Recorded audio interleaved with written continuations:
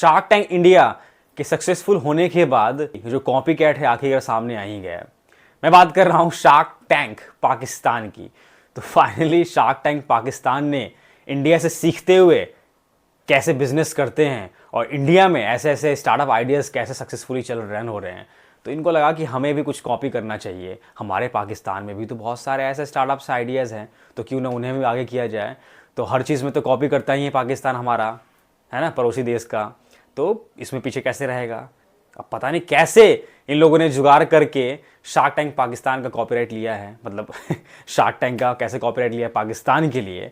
और ये इस वीडियो में हम आगे मज़ेदार पिचेस के बारे में बात करेंगे और शार्क्स के बारे में बात करने वाले हैं कि शार्क्स कैसे हैं। शार्क्स मुझे बहुत सारे सिमिलर्स लगे हैं शार्क टैंक इंडिया वर्जन के। कुल मिला के 7 शार्क्स हैं शार्क टैंक पाकिस्तान में। तो पहले जो हमारे पाकिस्तान के शार्क हैं, रविल वरिच, जो कि फाउंडर हैं शर्माया कार, एंड इनका एक वेंचर कैपिटल फार्म है जो कि सपोर्ट करता है न्यू स्टार्टअप्स को एंड बिजनेस आइडियाज़ को पाकिस्तान में। रविल वरिच ने इनफैक्ट सक्सेसफुली फंडिंग भी कर रखा है बहुत सारे स्टार्टअप्स में इन पाकिस्तान।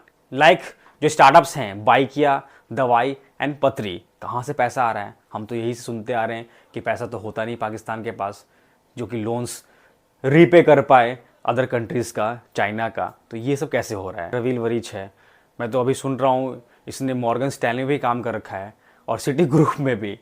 एंड एजुकेशन ऑक्सफोर्ड से कैसे हो रहा है? इतने पैसे कहाँ से हैं इसके पास भाई? मुझे लग रहा है कि सारा पैसा इन लोगों ने अपने पढ़ाई पे खर्च कर लिया और पाकिस्तान का जो जीडीपी है उसे गिरा दिया है, क्योंकि ये लोग सीधे विदेश भागते हैं अपने एजुकेशंस के लिए। और जहाँ तक मैं तो न्यूज़ में सुनते रहता हूँ कि पाकिस्तान में तो कोई एजुकेशन ही नहीं है, पढ़ाई लिखाई नहीं है। तो ऐसे बंदे सामने कैसे आ रहे हैं? कौन दे रहा है इनको पैसे? इनको भी लगता है फंडिंग कहीं और से हो रहा है। बात करते हैं दूसरे शार्क के बारे में, अलीना नदीम। ये भी एक बिजनेस वूमेन है। ये फाउंडर एंड सीईओ हैं एडुफाई। एडुफाई एक स्टार्टअप है जो कि फोकस करता है एजुकेशन एंड फाइनेंस पे।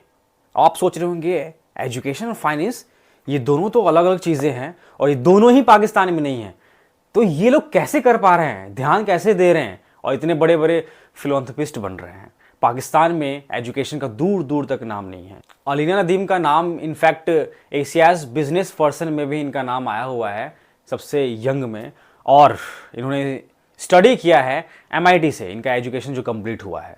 कमाल की बात है यार, ये सारे लोग तो अच्छे खासे एजुकेटेड पर्सन्स लग रहे हैं, तो फिर भी ये लोग पाकिस्तान को क्यों नहीं संभाल पा रहे हैं और पाकिस्तान इतना पीछे क्यों जा रहा है? तीसरे शार्क जो हैं वो है रोमाना दादा।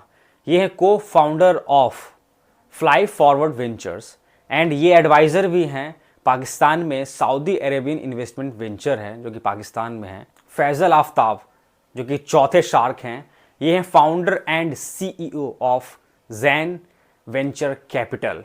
इन्होंने इन्वेस्टमेंट सक्सेसफुली कर रखा है पाकिस्तानी स्टार्टअप्स में। लाइक एक नया पे एंड बाज़ार स्टार्टअप है, इसमें इन्होंने सक्सेसफुली इन्वेस्टमेंट डाल रखा है। फैज़ल आफ्ताब का जो बैकग्राउंड है वो फाइनेंस में है और फैज़ल आफ्ताब को टेक्नोलॉजी रिलेटेड स्टार्टअप्स भी काफ़ी ज़्यादा अच्छे लगते हैं। जुनैद इकबाल जो कि 5वें शार्क हैं शार्क टैंक पाकिस्तान के। जुनैद इकबाल हेड ऑफ करीम पे वेंचर के हैं और इनका पास्ट हिस्ट्री देखा जाए तो ये पहले एलेक्सियर वेंचर है उसमें ये CEO रह चुके हैं और इनका ही बैकग्राउंड जो है वो फाइनेंस का ही है। उस्मान बशीर, इनका एक्सपीरियंस है 15 साल का रिटेल्स में, रिटेल बिजनेस में काफ़ी अच्छा इनका तजुर्बा है और फिज़िकल बिजनेसेस में like gas station and stores में मैंने ऐसे ऐसे वीडियोस देख रखे हैं पाकिस्तान के जिसके अंदर गैस की बहुत ज़्यादा दिक्कतें हुई हैं। बहुत सारे बच्चों को देखा है मैंने पिन्नी में गैस भर भर के लेके जाते हुए और वो इस प्रॉब्लम को सॉल्व नहीं कर पा रहे उस्मान बशीर। तो कैसे ये गैस स्टेशन एंड स्टोर्स को संभाल पा रहे हैं? इतना जब गैस के मालिक हैं ये, इनके पास गैस भर भर के है, तो भाई थोड़ा अपने कंट्री में बांट दो। उस्मान बशीर को अपने मुल्क में थोड़ा ध्यान देना चाहिए कि वहाँ पे गैस की बहुत ज़्यादा किल्लत है, तो उसे पहले फुलफिल करें, बाद में शार्क बन के शार्क टैंक इंडिया को चलाने की कोशिश करें, सॉरी शार्क टैंक पाकिस्तान को चलाने की कोशिश करें। करीम तेली जो कि MD हैं इग्लू आइसक्रीम के एंड ये सीरियल एंटरप्रेन्योर हैं। इनका जो सक्सेस रेट है 50 वेंचर को सक्सेसफुली रन कर चुके हैं।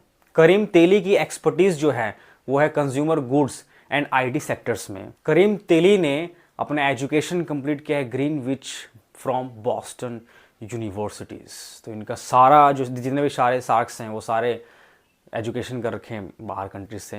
इस इतना ज़्यादा पैसा मामूली बात नहीं इन्वेस्ट करना, फिर भी पाकिस्तान ग्रोथ नहीं कर पा रहा है, क्यों पता नहीं। शार्क टैंक पाकिस्तान जो कि पूरा का पूरा कॉपी कैट है ऑफ इंडियन शार्क टैंक। कैसे?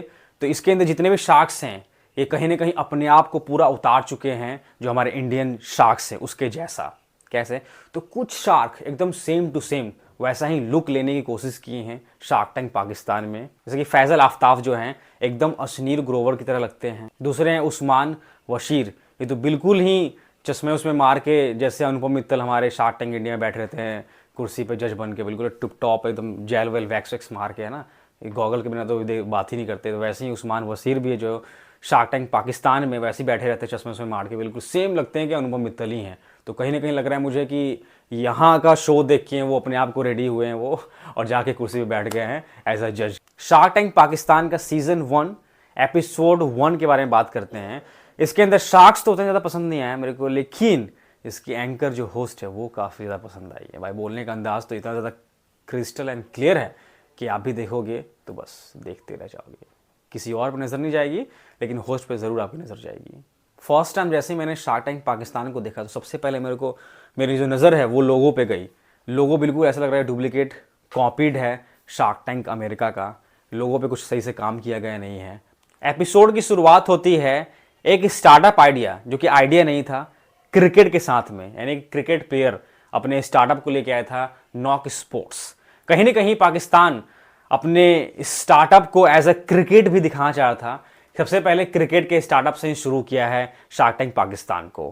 कहते हैं ना कि दिल में क्रिकेट के लिए अपना एक पागलपन जुनून, तो उस जुनून से शुरू किया गया है Pakistani cricket and Pakistani startups को। ठीक है, तो इसके अंदर जो फाउंडर आते हैं उनका डिमांड था 75 लाख रुपीज़, वो भी 25% इक्विटी के साथ में। सबसे पहले तो शार्क्स को पता ही नहीं है कि जब कोई एंटरप्रेन्योर आता है तो उसके बैकग्राउंड के बारे में पता किया जाता है, पूछा जाता है। ये उन्हें बताया नहीं गया था ईयरफोन्स में। ठीक है, तो डायरेक्ट एंटरप्रेन्योर की यानी फाउंडर की डिमांड होती है पैसों की, और खुद ही वो अपना प्रोडक्ट लेके आता है और डायरेक्ट दिखा देता है शार्क्स को कि ये देखिए शार्क्स, मेरा ये बैट है, इसको मैं 1 लाख रुपए में बेचता हूँ। ठीक है, 1 लाख रुपए जो कि बहुत बड़ा एक कहते नहीं एक अमाउंट है जो कोई लेगा नहीं। मुझे नहीं लगता है कि 1 लाख रुपए में कोई उनका बैट लेने वाला है, वो भी नया स्टार्टअप है। ठीक है, तो सबसे पहले अगर आप कॉपी कर रहे हो शार्क टैंक इंडिया की, तो ये पहले सीखो कि जब कोई एंटरप्रेन्योर आता है तो उससे उसके बैकग्राउंड के बारे में हम जानते हैं, पूछते हैं, फिर प्रोडक्ट की डिमांड करते हैं, प्रोडक्ट लेके आओ, हमें दिखाओ। लेकिन शार्क्स ने कुछ भी नहीं पूछा, बेचारा एंटरप्रेन्योर खुद ही आया और खुद ही उसने दिखाना शुरू कर दिया और बताना शुरू कर दिया इतने प्राइस का है bat. In fact lack of confidence. तो नए नए शो शुरू हुआ है अभी शार्क टैंक पाकिस्तान, तो कहीं ना कहीं पूरा जो टीम है ये सीख रही है अभी शार्क टैंक इंडिया से, क्योंकि जो जजेस हैं बीच बीच में बहुत सारी चीज़ें भूल जा रहे थे। ठीक है, एंटरप्रेन्योर से बहुत सारी चीज़ें पूछनी चाहिए थी डिटेल में कि आपकी बिजनेस कितना पैसा अर्न कर रही है, रेवेन्यू क्या है, नेट प्रॉफिट क्या है, मार्जिन क्या है। बहुत सारी डीप इनसाइड स्टोरी जो है ये जो शार्क्स हैं बीच में भूल जा रहे थे। और जो एंटरप्रेन्योर था उसे भी सही से स्टडी करके भेजा नहीं गया था, बिकॉज उसके अंदर भी कॉन्फिडेंस नहीं था, वो कहीं ना कहीं लूज़ हो रहा था, समझ नहीं पा रहा था क्या बोल रहे हैं क्या नहीं बोलना है। और इन दोनों के बीच में जो कहते हैं एक कनेक्शन नहीं बैठ रहा था शार्क्स एंड एंटरप्रेन्योर में, कि ये कहीं ना कहीं कॉपी हो रहा है,